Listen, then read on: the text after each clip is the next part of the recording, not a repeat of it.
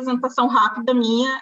Eu tenho uma carreira construída aí fora da academia, né? Comecei a trabalhar com essa parte de pesquisa tem 3 anos. Antes disso, eu estava 100% envolvida em mundo corporativo, prestação de serviço, gestão, e então, para mim, é bem diferente hoje estar no LRAP, mas eu estou gostando muito, porque eu tenho aprendido muito. E quando eu vim para o LRAP, a minha proposta, né, de estar dentro da universidade sempre foi: eu quero aprender algo novo. Foi quando eu me esbarrei aí nessa história do CCS, né? Então, eu tenho estudado isso aí já tem uns 2 anos, e estou bem feliz aí com essas novas perspectivas, né? Eu acabei não comentando, mas está escrito aí no meu slide, né, que eu sou formada em engenharia bioquímica da USP, e até o bio ali da minha engenharia já diz que desde algum tempo na minha vida eu tenho essas preocupações, né, com o meio ambiente, apesar de estar envolvida com a indústria de petróleo há muitos anos, né. Então, a minha intenção é realmente só passar um overview com vocês de tudo que está acontecendo em termos de CCS atualmente, por que a gente se preocupa com isso, por que as empresas estão falando sobre isso, né? Então, aqui um breve histórico, né, só para vocês conhecerem por que todo mundo fica falando de emissão de CO2, né? Então, basicamente, aqui a gente tem toda uma história de desenvolvimento de indústria e tecnologia que começou aí mais ou menos nos anos 1900 e gerou a demanda, né, de energia, e por essas épocas a gente descobriu que existia um negócio chamado petróleo, né, que tem sido aí o nosso sustento, né, de todos nós que estamos aqui, e, no entanto, gerou aí a emissão do que eles chamam de greenhouse gases, né, que seriam os gases do efeito estufa. E o principal, né, gás do efeito estufa é o CO2, e aí nesse gráfico aqui a gente pode ver que dessa época até os dias de hoje a gente teve um aumento gritante, né, das emissões de CO2, e o CO2 hoje é aproximadamente 74% do total das emissões de gás, né? Então, consequentemente, o que a gente conclui é que a gente precisa de tecnologia, a gente precisa de energia e a gente vai gerar CO2. Então, a gente está num ciclo meio complicado, né? Aqui, só para vocês verem, é uma curva que mostra o quanto o CO2 aumentou, a emissão de CO2 aumentou nos últimos aqui 20 anos, mais ou menos, né? Então, se a gente está falando de 20 anos só, é um aumento muito expressivo, né? Isso porque nesses 20 anos a gente tem visto aí, né, um salto, né, de tecnologia que demanda eletricidade, que demanda transporte, que demanda construção, e tudo isso vem de energia que, na maior parte do mundo, é gerada a partir de fontes fósseis, né? Aqui a gente até tem aqui a ilustração que fala de óleo, né, petróleo, gás natural e carvão mineral. Aqui no Brasil, a gente não vai falar muito de carvão, a nossa matriz energética é muita coisa com água, já tem muito de renováveis, mas quando a gente fala de mundo, a situação não é tão legal assim, né? Hoje a gente tem, por exemplo, a China com a matriz energética baseada em carvão, que é uma das piores matérias-primas aí em termos de emissão de CO2. O gás natural, ele também emite CO2, mas é numa quantidade bem menor, por isso que ele tem sido considerado aí na transição energética. E aqui também é importante observar que a curva de crescimento da emissão de CO2, ela está ligada à energia, mas essa azulzinha aqui, que parece pequenininha por conta da escala do gráfico, não é tão pequenininha assim se a gente for pensar que está aumentando, e é a curva responsável que mostra as emissões a partir da indústria. Então, a indústria também está emitindo CO2. E aí, o que acontece, né? Com toda essa emissão de CO2, o que a gente está vendo aqui é um aumento gritante da temperatura global, né? Então, aqui, esse gráfico mostra que nos últimos 40 anos aqui, não, 60, né, anos, a gente teve aí um aumento de quase 1 grau, né, na temperatura, e é por isso que a gente está vendo todos esses desastres climáticos aí que a gente vê na televisão, né. E esse outro gráfico aqui mostra uma projeção, né, do aumento da temperatura, e basicamente a questão é, se a gente não fizer nada para melhorar isso, em 2100 a gente vai ter um planeta 4 graus mais quente, né? E isso vai trazer aí problemas seríssimos aí para as futuras gerações, né? Então, para tentar fazer alguma coisa com relação a isso, né, os países se reuniram aqui nesse Acordo de Paris, né, que foi uma reunião que aconteceu há uns anos atrás, e ela se repete, né, com frequência, e todo mundo combinou lá no Acordo de Paris que a nossa meta é reduzir a emissão dos gases de efeito estufa de forma que a gente segure o aquecimento do planeta em 1,5 graus Celsius até 2050. No entanto, para a gente conseguir atingir essa meta de desacelerar o aquecimento global, a gente precisa chegar em emissão de CO2 zero até 2050. Ou seja, é um imenso desafio, né? Como que a gente vai zerar as emissões de CO2 do mundo, né? Então, as principais estratégias, né, para tentar fazer para zerar, né, as emissões de CO2 são essas que estão aqui, né? Então, muito se fala aí sobre a mudança da matriz energética, que é substituir as fontes fósseis por renováveis, conversão de CO2 em outros produtos, melhorar a eficiência energética, né? Então, que as máquinas, tudo mais, trabalhem mais com menos energia, e a preservação das florestas, né? Só que tudo isso aqui são as medidas mais intuitivas, né? Elas são estratégias que demoram muito, né? Não é fácil fazer isso, né? Hoje, como que a gente vai... Assim, eu vou reflorestar um montão de áreas aqui no Brasil, por exemplo, que é um país que sofre com isso, mas isso demora anos para se recuperar, né? Assim como as tecnologias de conversão de CO2 ainda estão muito imaturas, né? E trocar toda uma matriz energética também é uma coisa que vai demorar muito. Então, não a única, mas uma das principais soluções a curto prazo para esse problema hoje é o CCS. Por que é considerado uma solução a curto prazo? Porque hoje é uma tecnologia já conhecida, né? É considerada até uma tecnologia madura, porque a indústria já tem a experiência de fazer injeção de CO2 nos reservatórios para IOR, né? Então, todo mundo está contando aí com o CCS para, entre aspas, resolver o problema, né? Não vai resolver tudo, mas vai ajudar bastante.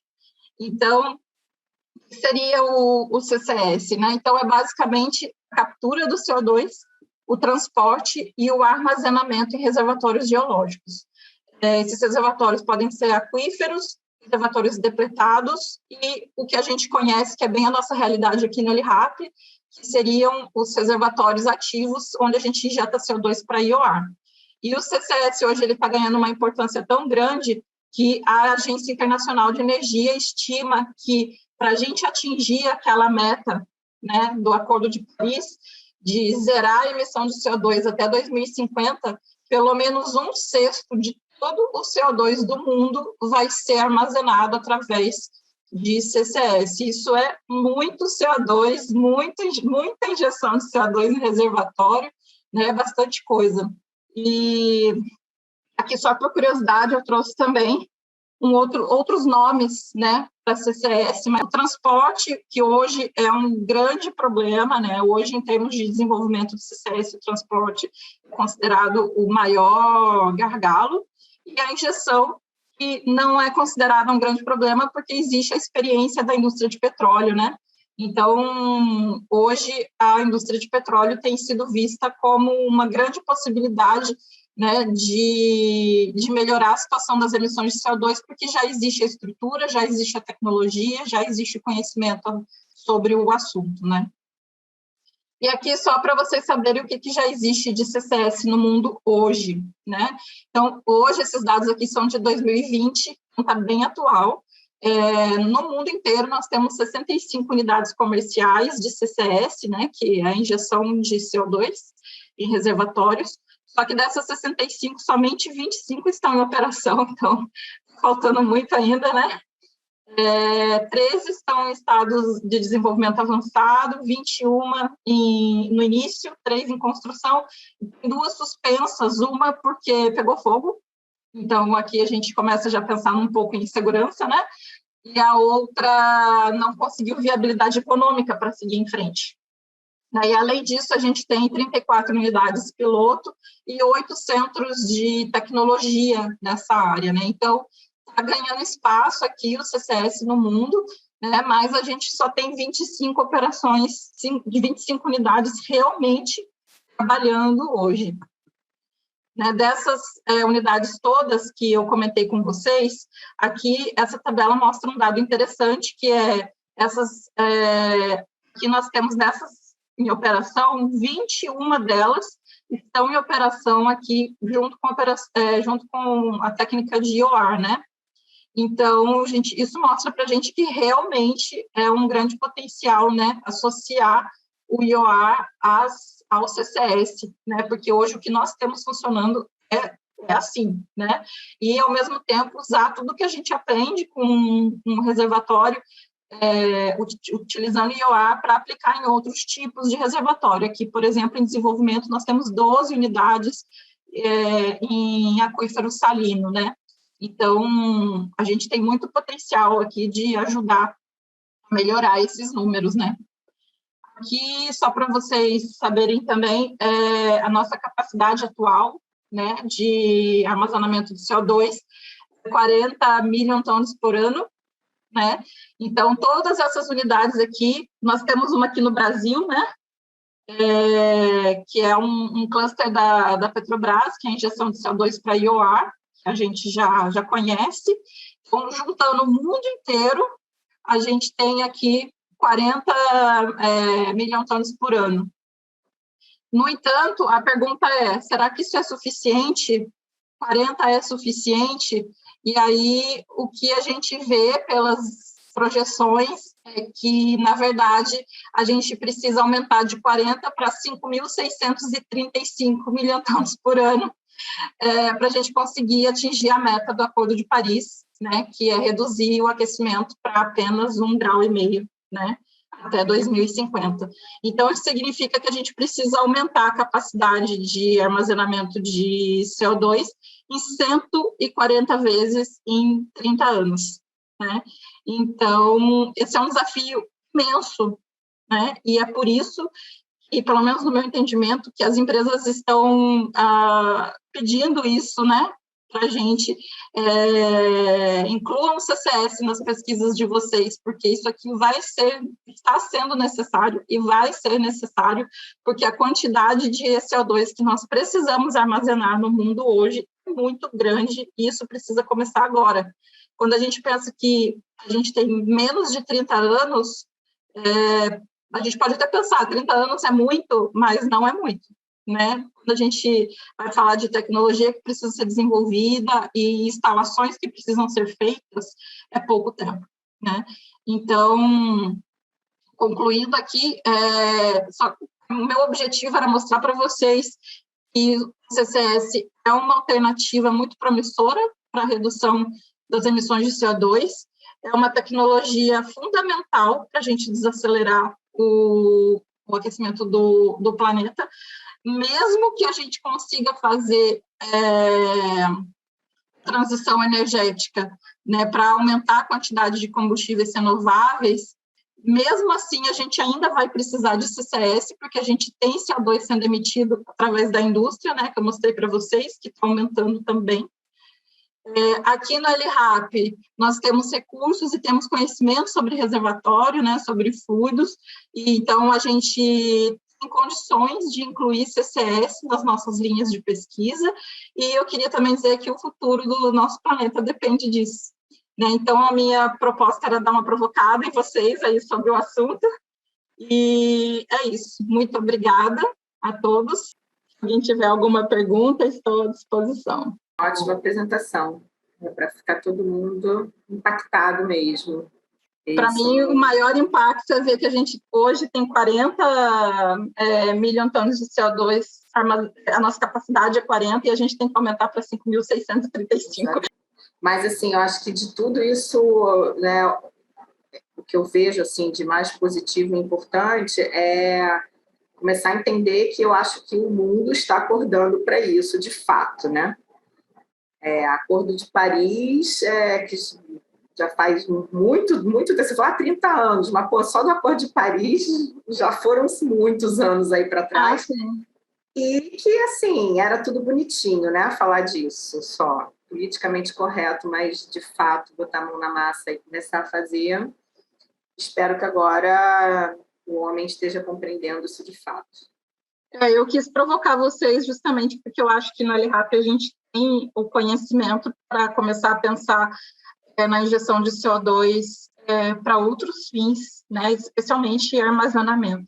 Então, isso é bem importante e por isso que eu quis fazer essa provocação. Parabéns, ótima. De fato, isso vai ser a nossa realidade no médio prazo. Então, eu acho que a tendência é que os projetos tenham um componente maior, vindo possivelmente a se tornar uma linha de pesquisa independente no futuro próximo, né? Na prática, né, o que hoje é feito no pré-sal, de reinjetar o CO2, isso não é considerado ainda um CCS, porque esse carbono estava no subsolo e foi trazido para a superfície, está sendo reinjetado. Então, não é exatamente proveniente de um processo industrial. Ele não foi gerado a partir de processo industrial, ele foi extraído e está sendo reinjetado. Mas a tecnologia que a gente usa para reinjetar é a mesma que você vai usar para receber esse CO2 de um processo industrial e reinjetar, né? Ou seja, agora... Paulo, eles consideram que CCS, assim, os institutos de CCS e tudo mais, porque se não tivesse sendo injetado, esse CO2 ia para algum lugar. Então, está evitando a emissão, né? Então, por isso que é considerado... Eles consideram como se você estivesse deixando de emitir para reinjetar. Mas incentivam você abrir a sua estrutura para receber também de outras fontes estacionárias. Exatamente. Porque a tecnologia para reinjetar é a mesma, não tem diferença nenhuma, né? Eu acho que é um assunto bem em voga no momento e vai ficar aí por muito tempo. E a Dani mostrou muito bem aí a necessidade de se investir, né? Eu acho que a Agatha quer fazer uma pergunta, não? Quero sim, Paulo, obrigada. Parabéns, Dani, pela apresentação, muito interessante. Se o seu objetivo era impactar a audiência, eu acho que você conseguiu com sucesso. Aquele dado do que a gente tem hoje de 40, do que a gente precisa de 5.000, é muito alarmante. E da sua apresentação, o que eu fiquei pensando é que a indústria, principalmente a de petróleo, ela vai injetar CO2 a médio e longo prazo, de qualquer forma. Funcionando ou não funcionando, me pareceu, porque é o que a gente tem para fazer hoje, pelas curvas que você mostrou de unidades operacionais. Então, eu acho que, talvez o Paulo possa me ajudar nisso, o nosso papel aqui na pesquisa é mostrar para a indústria quais são os impactos que essa injeção vai causar dentro do reservatório, e não necessariamente o caminho contrário de que injetar CO2 pode ser bom. É como se a indústria estivesse dizendo para a gente, olha, a gente vai injetar, então me ajuda a estudar quais são os impactos disso e, principalmente, se tiver algum problema, já vão pensando em soluções para tentar diminuir esses impactos. É um pouco disso? Eu acredito que sim, Agatha, e acho que o que você falou fez todo sentido. Eu acho que é exatamente essa a resposta que a gente tem que dar para a indústria. O que é que vai acontecer com esse CO2 lá embaixo na Terra, entendeu? Está se criando um mercado de CO2, o tal do crédito do carbono. A gente tem muita expertise no trabalho com CO2 no LRAP, né? Então, eu acho que tem muito potencial aí para nós, né, em termos de pesquisa, no antes da injeção quanto no depois.